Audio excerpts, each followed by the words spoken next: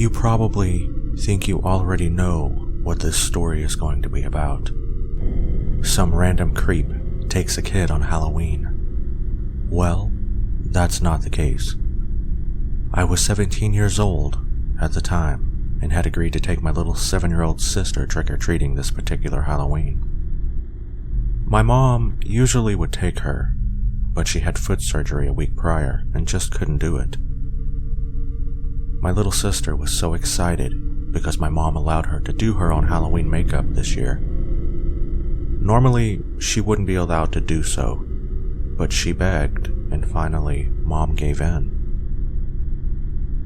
I was helping her finish up her costume, and Mom was kicked back on the couch with her foot elevated because there was still some swelling from hitting it on the leg of the coffee table the night prior. Before long, we headed out into the night, my sister with her candy pail in tow, and made our way to the rich side of town. I mean, everyone knows the rich folks give out the best candy, right? Well, we arrived to all manner of ghouls, goblins, creatures, and witches, and everyone just having a good time. Some of the homeowners were giving treats as well as tricks, which was nice.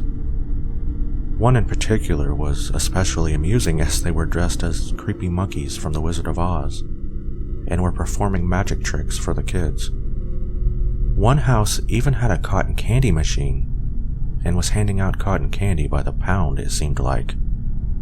Well, anyway, after a couple of hours, she began to tire out and her pail was starting to overflow, so we decided to make our way back home to let her take stock of her candy haul. When we pulled into the driveway, I noticed that the front door was standing wide open. We had a wooden front door with a glass screen door. I knew I had shut that door and locked it, and knew that Mom doesn't leave it standing wide open after dark. So, I of course thought it was strange. We made our way up to the house and entered to see the living room pretty much in disarray. I yelled for Mom to try to figure out why she had left the door open, but got no response. It was then that I noticed 2 drops of what looked like blood about 3 feet in front of the front door on the hardwood floor. Panic set in, and I ran from room to room looking for her, but she was nowhere to be found.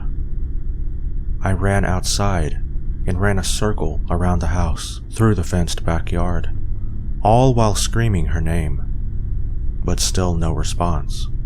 Our neighbors across the street and the ones to the right came out of their houses to see what was going on.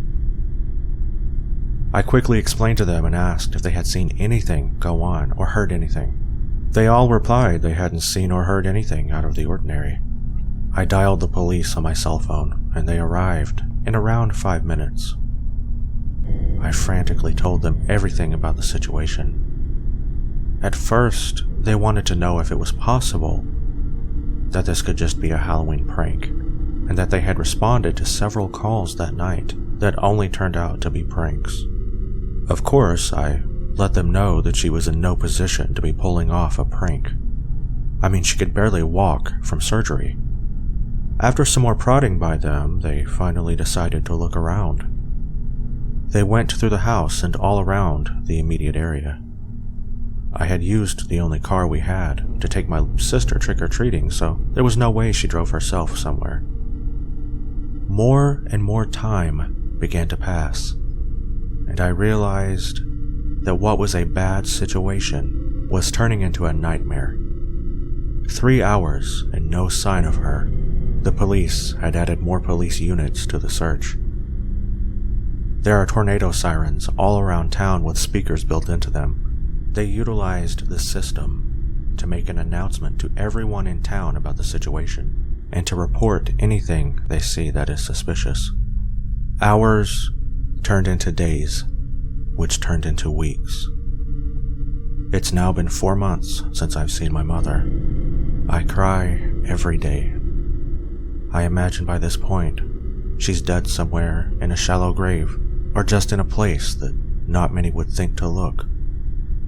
That's my mind thinking the worst, though. It always does that. I can't help it. In this situation, it's probably justified, though. I miss her so much. If I'd only known, when I walked out that door, that it would be the last time I'd see her face or hear her voice. There's so much more I would have loved to say and do. If I'd only known.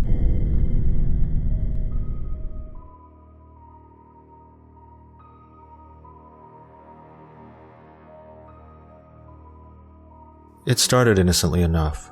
It was two of my cousins and I, home alone on a weekend night, and we were bored. We had watched movies and done pretty much whatever we could think of to do to entertain ourselves. I'm not sure what made it pop into her head, but my cousin suggested that we play a Ouija board. I told her we didn't have one, so it wasn't really an option. Deciding not to let that stop us from playing one, she decided to make one. I had never seen a Ouija board in person before, so I had no idea what they looked like, but it was fascinating watching her make it. Since that night, I've browsed online for them, and she had ended up making a traditional Ouija board out of cardboard and a small glass. After it was completed, we went about trying to talk to something, but no response. After around 5 minutes or so, the planchette started to move. We of course blamed the movement on each other and didn't believe it was real. I will say that after the event that took place that night, I will never doubt the existence of something else possibly being around, or the power of a Ouija board. We had spent several minutes asking questions and getting answers, but it would never give its name or its intentions. Getting tired of only asking questions, we decided to ask it to show us that it's really there. Give us a sign that you exist. That was the worst mistake I think we could have ever made. After asking that question, it gave us a time of 12:43 and then refused to speak to us again. We got bored of trying to get it to talk again, so we popped in a movie and piled onto the couch.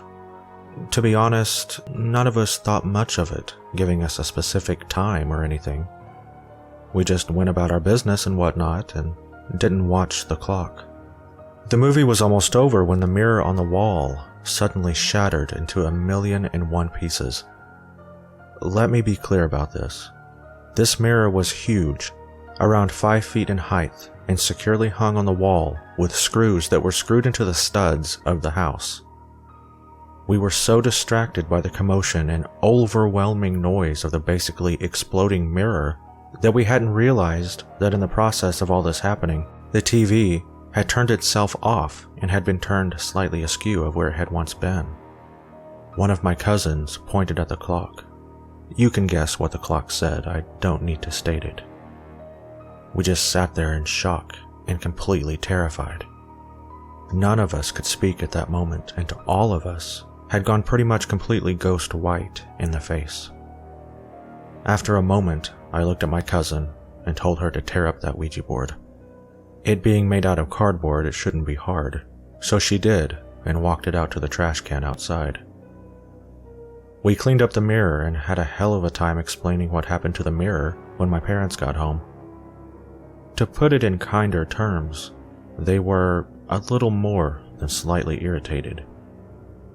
I've never seen anything of the torn up Ouija board again, but I'm very afraid that we've opened a door to something. My house once felt like a safe, comfortable place, but now I just feel like someone is always watching me. I hear footsteps in the night when everyone is asleep, and I know for a fact that my parents aren't up walking around. Pictures will be moved from their centered positions. On 2 occasions in the past month, my bedroom door has opened and shut on its own, with me lying in bed in the middle of the night, and no one is there. I don't know what to do about it. I feel like I'm going insane.